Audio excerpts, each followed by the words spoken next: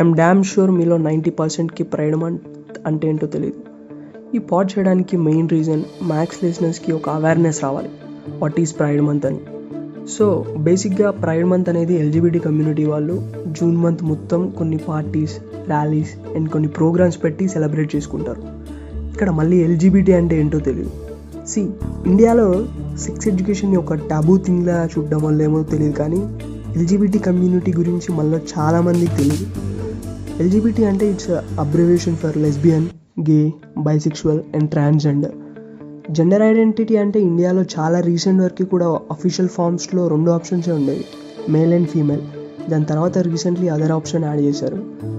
Okay, మరి ఇప్పుడు వాళ్ళు దీంట్లో సెలబ్రేట్ చేసుకోవడానికి ఏముంది అని మీరు అనుకోవచ్చు. Of course it has to be celebrated. And ఇది జస్ట్ సెలబ్రేషనే కాదు, వాళ్ళు కూడా మేల్ అండ్ ఫీమేల్ లాగే నార్మల్ పీపుల్ అని అందరికీ తెలిసేలా నార్మలైజ్ చేసి చెప్పడం. It has to be celebrated just like other days.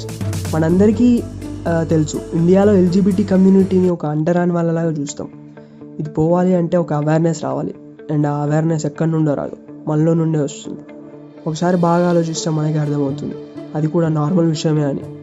యూఎస్లో చాలా ఇయర్స్ స్ట్రగుల్ తర్వాత ఇది నార్మల్ అయింది. They fat almost 60 years for their rights and equality. ఇండియాలో ఇలా జరగాలంటే ఇంకా ఎన్నేళ్ళు పడుతుందో లేదు. మహాత్మా గాంధీ గారు అన్నట్టు, ఒక ఆడపిల్ల అర్ధరాత్రి 12 గంటలకి రోడ్డు పైన తిరగలిగినప్పుడే నిజమైన స్వాతంత్రం అన్నాడు. అదేవిధంగా ఒక అమ్మాయి లేదా అబ్బాయి నేను ఇలా ఉన్నాను అని భయం లేకుండా వాళ్ళ పేరెంట్స్కి, సొసైటీకి ఒక నార్మల్ విషయంలా చెప్పుకోగలరో ఆ రోజే వారికి నిజమైన ఫ్రీడమ్ వచ్చిందని నమ్ముతున్నాను. ఆ రోజు త్వరలోనే రావాలని కోరుకుంటూ, నేను మీ Abhilash Tummoju, and it's end for a tale of tea time stories.